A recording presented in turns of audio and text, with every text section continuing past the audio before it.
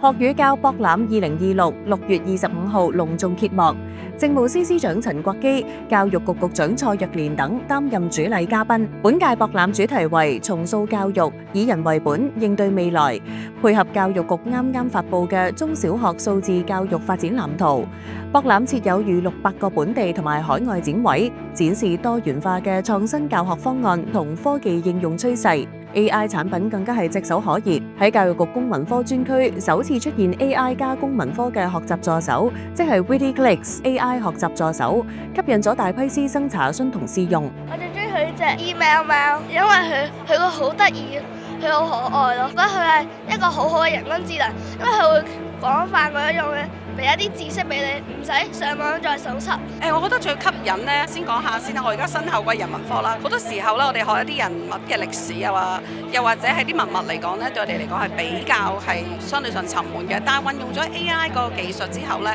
係能夠提升到學生嘅興趣嘅。喺佢哋嘅教學事例嚟講咧，都展示好多咧關於用一啲 AI 點樣有機聯繫到我哋嘅課程入邊嗰度嘅。咁包括一啲我哋嘅好重要嘅文物啦，又或者啲歷史事蹟。咁我哋喺呢方面咧，無論學生嘅學習啦，又或者老師嘅專業發展咧，都係得到一啲新嘅點子嘅。而喺青色教育發展中心主展區，呢個同香港科技大學廣州元宇宙聯合創新實驗室合作開發嘅應用程式 WittyClicks AI 學習助手，亦都吸引咗唔少海內外教育界人士。It's amazing. That's why I'm like wow, and you learn a lot as well,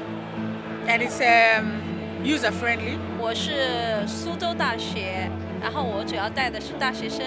我覺得最亮的一個地方，很多的一些創新都用在了老師的教學上。比如說以英語為例吧，他們會告訴你老師怎麼利用這個 AI 來佈置作業，來進行作業的批改，來改進自己的教學。我覺得對我上大學生的課也很有幫助的。我係家長特登過嚟嘅，想了解下一啲 AI 課程啦，俾小朋友咯。咁尤其是幫助佢哋學習，佢哋學校都搞得好好嘅，即係學校都會講話咁樣可以輔助你，有呢啲 resource 俾小朋友，即係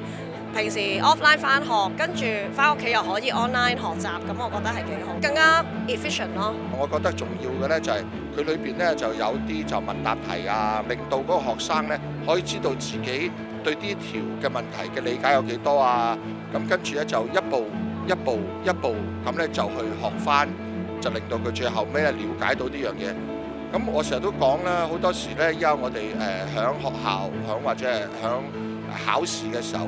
咁啊俾張試卷你考啊，咁能唔能夠真正去評估到呢個學生嗰個水平咧？我覺得未必做得到咯。咁但係好似依家咁有咗啲咁嘅工具咧，真係可以嘗試下。因為其實我作為一個老師，想做到嘅嘢咧，就係即係測試到究竟個學生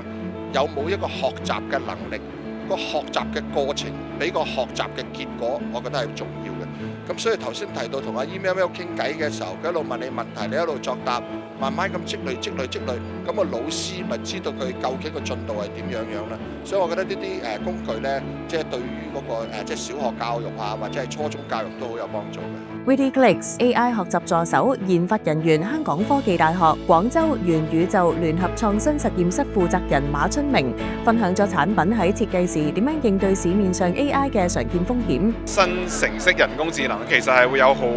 重嘅幻覺嘅，意思就係話佢會揾自己最容易答嗰個方向咧去回答你問題嘅。咁咧呢啲LLM 咧，佢有時候就唔係好適合用於一啲特別嘅場景嘅，譬如講好似教育場景啦，佢需要一個精準，所以咧我哋就考慮到可唔可以用呢個知識庫嘅方式去結合我哋呢個新形式嘅 AI 咧去做呢個數字人。關於呢個應用嘅定位啦，咁我哋就發現其實可以將佢作為一個橋梁咁嘅角色去連接，即係程式呢邊嘅知識庫嘅。咁我哋其實對知識庫嘅設計咧，考慮咗唔同嘅而家香港市面上嘅呢種教材啊，針對教育嘅需求啊，同埋香港小朋友嘅需求啊，咁去做一個你可以講係定制化嘅一個設計啦。